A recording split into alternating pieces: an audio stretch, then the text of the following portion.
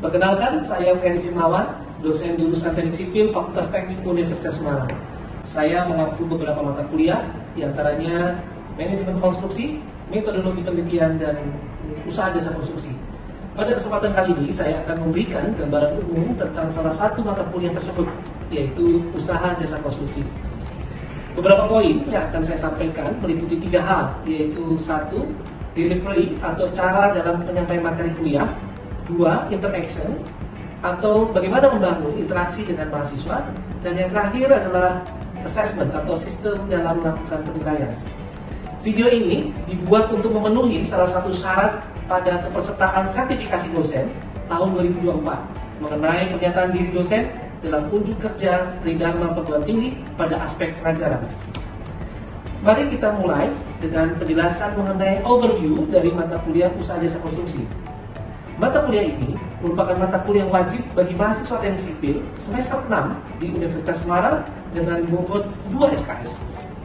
Mata kuliah Usaha Jasa Konstruksi memiliki tujuan pengetahuan yang tercantum dalam capaian pembelajaran lulusan atau CPL, yaitu membekali mahasiswa dengan kemampuan memahami bidang manajemen dan operasional perusahaan konstruksi.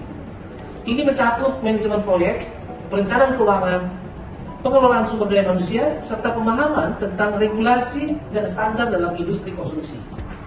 Sedangkan untuk capaian pembelajaran mata kuliah atau CPMK yaitu 1. Mahasiswa mampu memahami dan menjelaskan peranan pelaku dan usaha jasa konstruksi dalam pembangunan nasional. 2. Mahasiswa memahami dasar hukum, proses penyelenggaraan, pelelangan, kontrak kerja, dan pengawasan jasa konstruksi. 3. Mahasiswa memahami dan menjelaskan K3 konstruksi, penanganan kegagalan bangunan, serta penyelenggaraan dan pembinaan jasa konstruksi. Referensi utama yang digunakan dalam mata kuliah ini adalah textbook. Yang pertama, Claus Richard Hart 2015 Construction Contracting 5th Edition Billy ada di sini. Kemudian 2, Billy J 2020 Construction Law 3rd Edition London Publishing Partnership. Yang ketiga adalah Wijaya dan Demokrasia tahun 2021 tentang aspek hukum jasa konstruksi. Yang keempat adalah Haidar tahun 2021 Handbook of Contract Management in Construction. Perkuliahan Usaha Jasa Konstruksi dilaksanakan selama 16 pertemuan dengan sistem pembelajaran yang interaktif dan mengutamakan peran aktif mahasiswa.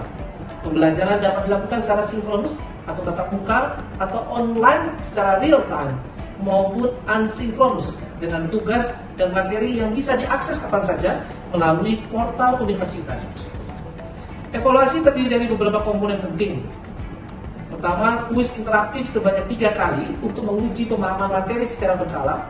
Diskusi kelompok sebanyak 3 kali dengan penilaian berdasarkan keaktifan dan kontribusi masing-masing mahasiswa. Yang berikutnya adalah penugasan mandiri berupa studi kasus yang akan dipresentasikan sebagai bagian dari ujian akhir semester. Mengenai pembuatan penilaian adalah sebagai berikut. Penugasan 50%, ujian tengah semester 25%, dan ujian akhir semester 25%. Dengan sistem ini diharapkan mahasiswa dapat lebih memahami materi dan mampu mengaplikasikannya dalam konteks nyata.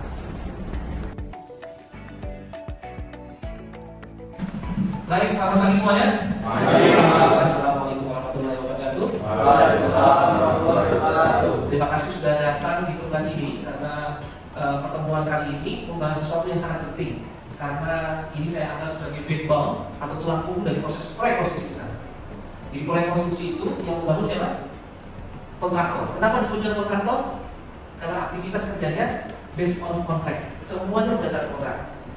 Para penyedia jasa yang disebut kontraktor dan konsultan itu merupakan 2 badan usaha yang bekerjanya berdasarkan kontrak. Makanya pada hari ini kita akan membahas kontrak konstruksi. Kontrak konstruksi ini menjadi hal yang urgent untuk kita pelajari karena disinilah kemudian kita berusaha bisa bekerja secara maksimal dan menghindari adanya dispute atau perselisihan yang terjadi. Pada slide berikutnya di sini bisa kita lihat ada prinsip dasar kontrak. Prinsip-prinsip dasar kontrak itu setidaknya ada 8. 8 ini menjadi poin pokok dalam kita melakukan prinsip dasar kontrak dan memperhatikan hal yang penting. Yang pertama adalah perjanjian kontrak. Sudah harus ada akad dari sebuah perjanjian tersebut, ada surat penunjukan, ada surat penawaran, ada syarat-syarat umum kontrak, ada syarat-syarat khusus kontrak, kemudian ada spesifikasi, ada gambar dan jadwal dan kemudian lain yang menjadi bagian kontrak. Ini adalah prinsip-prinsip dasar kontrak yang memungkinkan sebuah akad itu disebut dengan kontrak. Nah, gambaran ini. Tapi sebetulnya regulasi ini sudah tertuang dalam Undang-Undang Nomor 2 Tahun 2017, yaitu Undang-Undang tentang Jasa Konstruksi, terutama di pasal 46. Jadi hubungan kerja antara pengguna jasa, ya, pengguna jasa itu tentunya bisa kita sebut dengan owner atau bohir pengguna jasanya, dan penyedia jasa yang disebutkan dengan kontraktor atau konsultan dituangkan dalam kontrak kerja konstruksi. Jadi apa yang dilakukan tertuang di sana. Ada hak dan kewajiban penyedia jasa, ada hak dan kewajiban pengguna jasa. Nah, yang kedua adalah bentuk kontrak kerja konstruksi dapat mengikuti perkembangan kebutuhan dan dilaksanakan sesuai dengan ketentuan peraturan perundang-undangan. Karena kita tahu bahwa perkembangan itu menyangkut dengan nilai investasi yang ada, penanaman modal asing atau penanaman modal dalam negeri, kemudian tipenya seperti apa harus disesuaikan dengan perkembangan. Jadi sudah diakomodir di dalam Undang-Undang Jasa Konstruksi ini. Di slide berikutnya kita lihat bahwa ada prinsip pengadaan. Prinsip pengadaan ini simpelnya kita harus memahami tentang metode make or buy. Jadi keputusan make or buy ini melibatkan pertimbangan apakah akan produksi secara in-house atau kita melibatkan pihak ketiga. Pihak ketiga itu adalah pihak yang memungkinkan untuk mengerjakan. Karena mungkin core bisnis dari sebuah perusahaan itu bukan basicnya konstruksi. Kalau misalnya kita membangun rumah sakit misalnya, itu core bisnisnya bukan konstruksi. Maka tentu kita harus melibatkan pihak-pihak yang memungkinkan itu. Faktor-faktor yang menjadi pertimbangan ya terkait dengan biaya, terkait dengan kapasitas, terkait dengan keahlian. Kapasitas keahlian ini maksud yang saya sampaikan tadi di awal adalah core bisnisnya. Bisnis utamanya apa? Nah, yang berikutnya adalah inti dan kepentingan strategis. Ini menjadi hal yang kemudian keputusan untuk memilih kita kerjakan sendiri atau kita melibatkan pihak berkait ini secara sederhana. Bagaimana diagram dari proses pengadaan. Komponen pengadaan itu bisa kita bagi dua, in-house dan outsource. Jadi dalam sebuah procurement atau pengadaan itu bisa di internal kita yang kemudian kita sebut dengan surat kelola atau kita lakukan outsource. Kita ambil sumber daya dari luar. Kemudian ada tender, ada kontrak. Tender itu kita ngebid, kita tawarkan beberapa pihak untuk melakukan tawaran. Kita lihat, kita review yang proses kelola. Biasanya pemilik proyek itu memang terlibat secara langsung dan bertanggung jawab pada proses pelaksanaan. Misalnya suatu instansi pemerintah melaksanakan suatu pekerjaan dan mempekerjakan sekelompok orang di dalam instansi sendiri. Biasanya terkait dengan konsultasi, kemudian visible study dan dokumen-dokumen perencanaan. Nah, biasanya ada mandor, tapi tidak menanggung resiko karena mandor ini dikerahkan untuk pengelolaan human resource-nya, baik itu di level analis, tukang maupun helper atau pembantu pelaksana konstruksi. Nah, memang ada kekurangan dalam proses ini, yaitu biasanya keterbatasan SDM, kesulitan dalam hubungan pekerjaan konstruksi, kenaikan pertanggungjawaban yang berhubungan dengan konstruksi, baik logistik, safety maupun transportasi. Nah, untuk outsourcing itu kita bisa melibatkan pihak luar ketika final pembiayaan ini menjadi pihak berikutnya. Karena dengan final ini kita bisa mengatur cash flow atau alokasi yang ada dan bisa lebih diatur. Biasanya dari pihak ketiga itu memungkinkan untuk ada tempo pembayaran. Kemudian soal desain pasti dengan jam terbang yang tinggi memungkinkan dia lebih detail dalam melakukan perancangan. Kemudian supply, manajemen, construction, operation, maintenance, dan owning adalah proses-proses yang memungkinkan kita untuk melibatkan pihak luar atau outsourcing. Oke. Mengapa kontrak pada proyek konstruksi diperlukan? Karena industri konstruksi ini bersifatnya unik, kemudian sifatnya uncertainty. Proyek konstruksi ini tidak menentu kapan selesainya, itu sama-sama dilakukan oleh kontraktor yang berbeda, kemudian profitnya juga bisa berbeda. Nah, itu terlihat dari proyek konstruksi. Proyek konstruksi ada dibayar berbagai jenis, makanya dia harus ada pengelolaan dalam mitigasi risikonya. Slide berikutnya kita bisa melihat bahwa di dalam proyek konstruksi itu berpotensi menimbulkan bahaya dan risiko pada saat proses konstruksinya, juga dalam penanganannya ketika pemanfaatan. Bisa terjadi karena kesalahan desain, kondisi iklim yang unpredictable yang menuju ke iklim yang tidak menentu, kemudian ada kondisi tempat yang tidak terduga, baik itu hal fisik maupun hal sosial. Kemudian masalah terkait akses itu, kemudian lagi yang tak kalah penting adalah proses perizinan bangunan hidup. Ada kalanya bangunan konstruksi itu tidak sesuai dengan rencana tata ruang wilayah, atau bahkan mungkin masuk MPRW-nya tidak masuk di rencana detail tata ruang kotanya. Begitu juga keterlambatan dalam perencanaan lingkungan. Jadi karena kita berorientasi pembangunannya harus sesuai dengan schedule, tetapi kita tidak memenuhi persyaratan tentang UKR-UKR terkait dengan persetujuan lingkungan yang dikeluarkan oleh Kementerian Teknis maupun dinas-dinas terkait di daerah tersebut. Dalam standar kontrak konstruksi ini memang sudah ada banyak versi ya. Untuk versi di internal ada standar tentang Kementerian Pekerjaan Umum, itu ada standarnya yang kemudian tiap direktorat, baik direktorat jenderal atau direktorat di bawahnya, direktur jenderal itu eselon 1, kalau direktorat kepala direktur itu eselon 2 itu mempunyai standar tersendiri. Tapi kalau memang kontraknya melibatkan pihak asing, maka ada beberapa contoh yang saya tampilkan di sini, yaitu tentang FIDIC, Federation International Engineers Council, yang didirikan tahun 1980, yang ada di standar tahun 87 dan diperbarui tahun 95. Itu ada di Swiss, Prancis dan Belgia. Kemudian ada DCT, Joint Contract Tribunals. Kemudian ada American Institute of Architects, itu di Amerika. Dan di Singapura ada SIA, Singapore Institute of Architects. Nah, sampai sini dulu terkait standar kontrak konstruksi, kita bisa memahami bahwa kontrak konstruksi punya standar. Nah, standar-standarnya yang kemudian harus kita acu. Boleh kita membuat aturan sendiri, tetapi biasanya kalau tidak mengacu maka pasti ada kekurangan. Nah, ini yang kemudian nanti kalian pelajari. Baik. Nah, ini adalah kontrak konstruksi. Saya minta nanti kalian kalau ada pertanyaan silahkan dilontarkan, perlu menunggu nanti ada tanya jawab karena ini butuh feedback kan kalian, karena backgroundnya adalah yang sipil dan kalian tidak mendapatkan ilmu hukum, tetapi ini sangat penting. Jangan sampai ketika kita melakukan proyek konstruksi ternyata hak-hak kita baik sebagai penyedia jasa maupun pengguna jasa tidak mengetahui. Nah, jadi silahkan kalian mau bertanya ya. Perhitungan biaya kontrak konstruksi itu ada harus termaktub tentang perhitungan biayanya, karena kita berusaha ini tentu ingin mendapatkan profit selain kualitas bangunan yang memadai. Jadi perhitungan itu ada dua, fixed price. Jadi metode pembayaran itu lamsam atau unit price. Lamsam itu langsung borongan secara sebulan, atau yang terbangun itu yang terbayar dipakai unit price.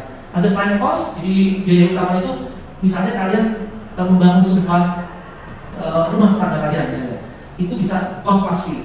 Cost itu yang dikeluarkan baik material, tenaga kerjanya, peralatannya.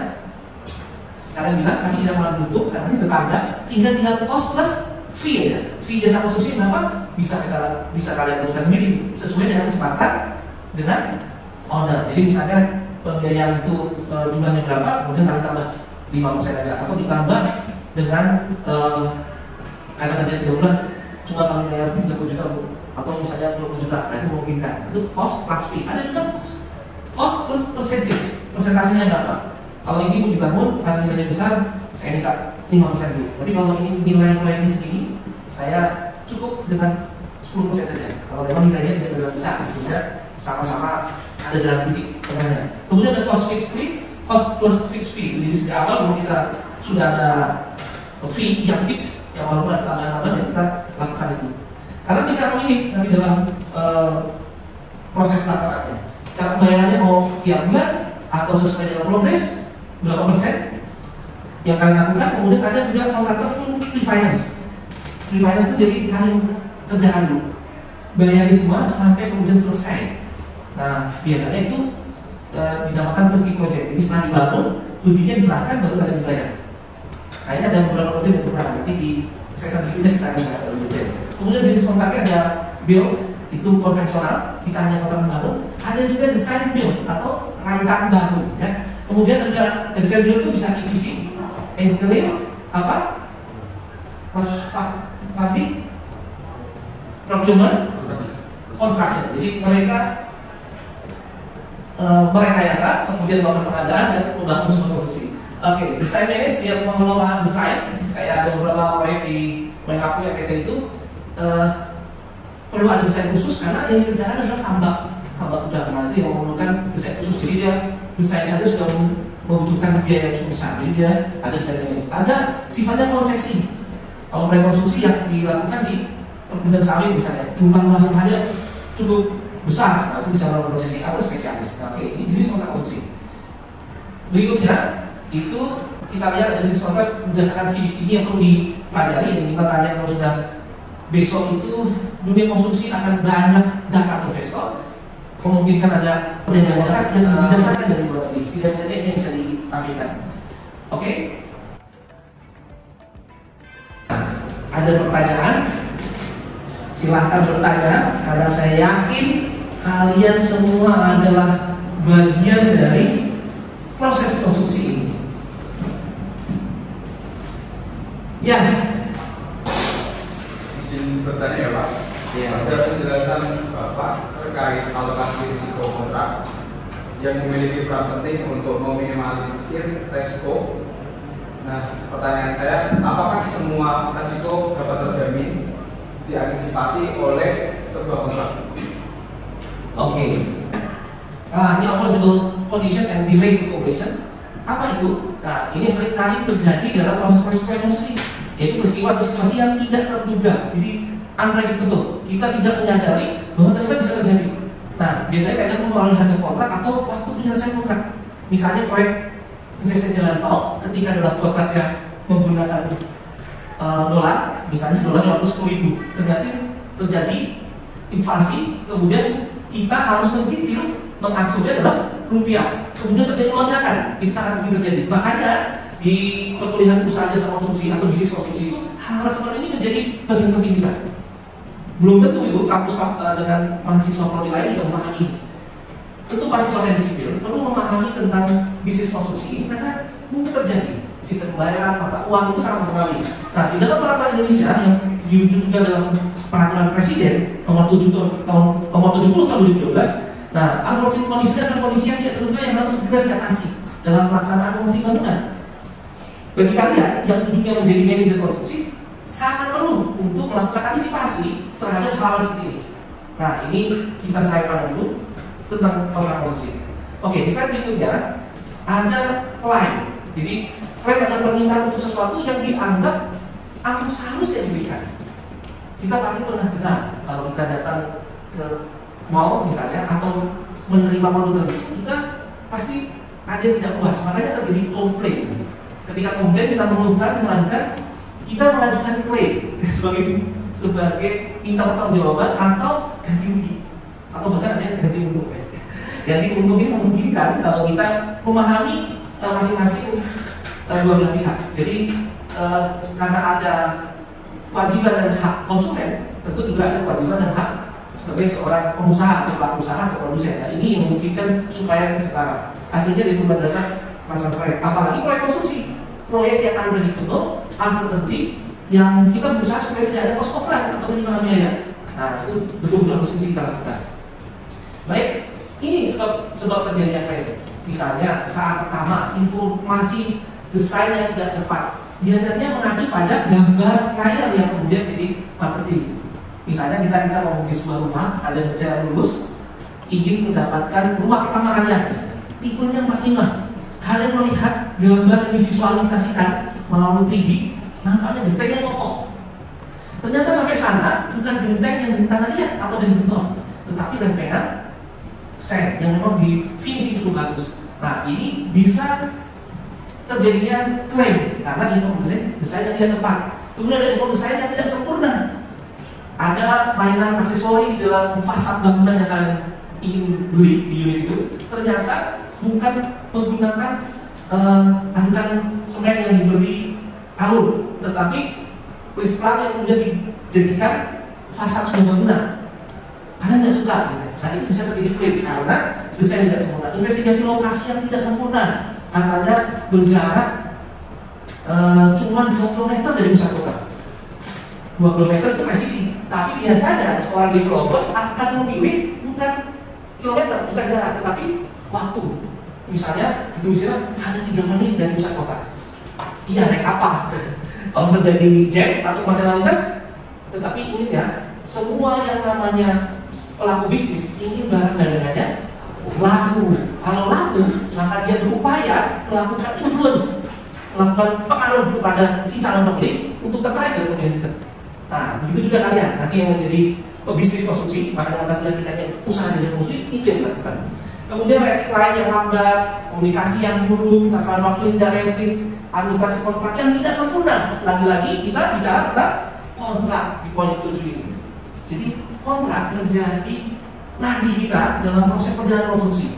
Makanya tidak hanya di sebuah perusahaan, di proyek konstruksi itu ada bagian admin, law, and legal yang sifatnya biasanya mengurusi hal-hal semacam ini, terkait dengan komplain handling, penanganan komplain, terkait dengan perizinan yang belum selesai, tapi proses harus berjalan. Ketika ada aparat yang berwenang, dia harus menghadapi, harus mampu berdiplomasi, dia punya kemampuan narasi yang bagus.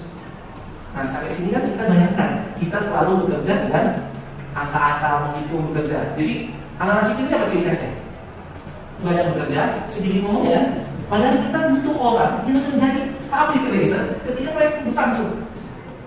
Nah, ini yang menjadi poin kenapa kita harus bekerjasama, berkolaborasi dengan keilmuan yang lain. Oke, kejadian eksternal, informasi yang lengkap, angka itu termasuk keterlambatan atau income bayar, readiness non-payment, atau sering kita sebut dengan prestasi. Ini menjadi hal penting yang saya sampaikan tentang sebab terjadi. Sampai sini dulu.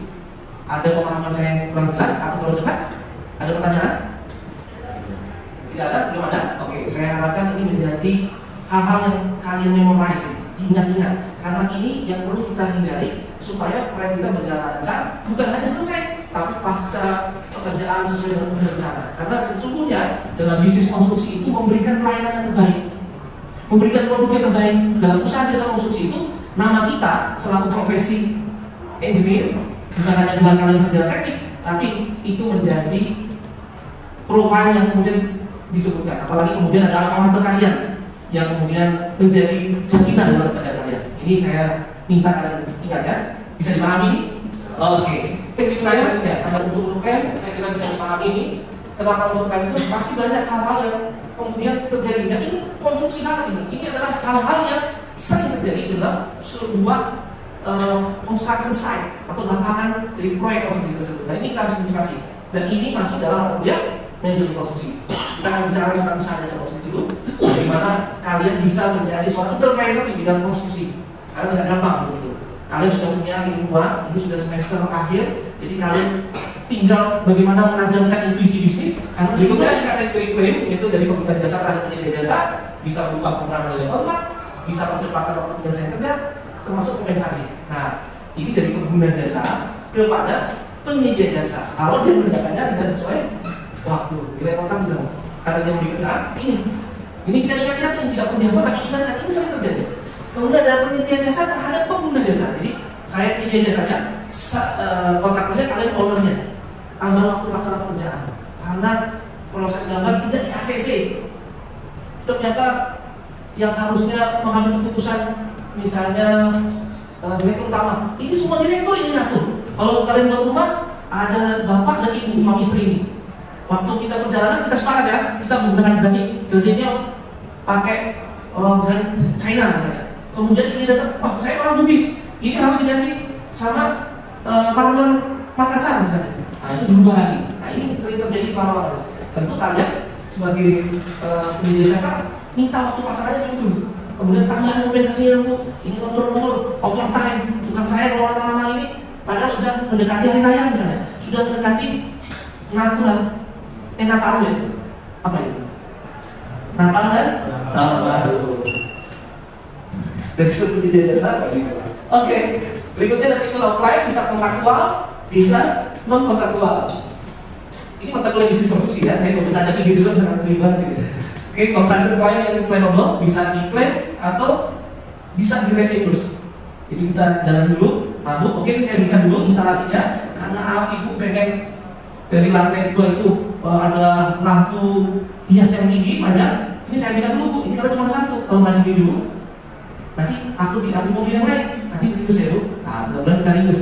Kalau nggak ribus ya kompensasinya kita bisa minta jadi mantunya.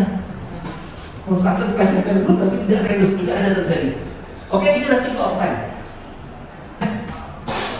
Izin bertanya Pak, ada penjelasan Bapak terkait alokasi risiko kontrak yang memiliki peran penting untuk meminimalisir resiko. Nah, pertanyaan saya, apakah semua risiko dapat terjamin diantisipasi oleh sebuah kontrak? Oke, baik. Pertanyaan yang sangat menarik Pak. Jadi memang belum terungkap tadi dalam materi saya. Jadi di dalam kontrak itu ada yang namanya klausul kondisi kalah. Itu kondisi yang memang betul-betul kita harus antisipasi. Makanya sering disebut dengan force majeure. Force majeure adalah untuk mengatasi hal-hal yang tidak ada. Itu bisa berupa kontingensi atau sesuatu yang memungkinkan kita untuk bisa mencari mitigasi terhadap kondisi-kondisi yang unpredictable tersebut. Misalnya curah hujan yang tiba-tiba tinggi. Kemudian kita mendapatkan bukti bahwa BMKG menyatakan curah hujannya tinggi dan itu mungkin terjadi. kondisi politik yang tidak menentu, misalnya tahun 98 yang kemudian terjadi kerusuhan, itu juga bisa jadi. Tapi Mas, ini sebetulnya rekonstruksi itu juga proyek humaniora, artinya hubungan dengan pihak pengguna jasa menjadi sangat penting. Ketika komunikasi terbangun dengan baik, maka semua bisa diselesaikan dengan komunikasi yang baik. Ini sebagai informasi. Semua SKK atau sertifikat kompetensi kerja yang dari awal itu elemen nomor 1 dan elemen 2 dari semua SKK yang kalian ambil pasti mewajibkan komunikasi yang efektif dan ideal. Itu ada di nomor 2. Nomor 1 adalah kita mengutamakan SMK 3, Sistem Manajemen Keselamatan dan Kesehatan Kerja. Jadi ini penting sekali bagi kita untuk memahami ini. Tapi pertanyaan yang menarik, ini yang kemudian lupa saya sampaikan. Sudah cukup menjelaskan? Oke. Tanya Pak, ini kan tadi materi jaringan terkait kontrak kondisi Pak. Pertanyaan saya, apakah peluang pekerjaan untuk mengurus kota ini bisa diurus oleh lulusan dari teknik sipil seperti kita nanti ketika lulus? Terima kasih. Yes, ini sangat penting lagi pertanyaannya. Lulusan teknik sipil hari ini terbuka peluangnya. Misalnya terkait kontrak. Kontrak-kontrak ini sangat berisiko terjadinya dispute atau perselisihan. Makanya harus dilibatkan orang teknik sipil. Dispute itu sering kali untuk proyek konstruksi terkait dengan spesifikasi, terkait dengan bangunan, terkait dengan kegiatan bangunan. Satu lagi ya, perizinan yang biasanya dikelola oleh mahasiswa atau lulusan dari universitas di bidang hukum, sekarang sudah bisa kita lakukan. Makanya ada mata kuliah usaha jasa konstruksi ini, dan itu untuk mengantisipasi itu. Bahkan hari ini saya pernah menemukan alumni kalian bekerja di kantor di kantor notaris atau di law firm. Ini membuat orang ini kesulitan. Dia bekerja di konstruksi, di notaris, dan mereka bahkan di perbankan. Mereka kalau mengukur sebuah bangunan yang kemudian bangunan lama ingin digadaikan atau ingin dijual, maka butuh seorang konstruksi, seorang lulusan sipil yang menaksir atau yang dinamakan dengan appraisal bangunan. Dia pakai alat ini, berapa meter, kemudian dia mentaksir. Kalau dari profil lain, kamu bisa mentaksir kekuatan strukturnya seperti apa, tebal platnya seperti apa, berapa harga yang digunakan material tersebut, dan itu membutuhkan dari sini.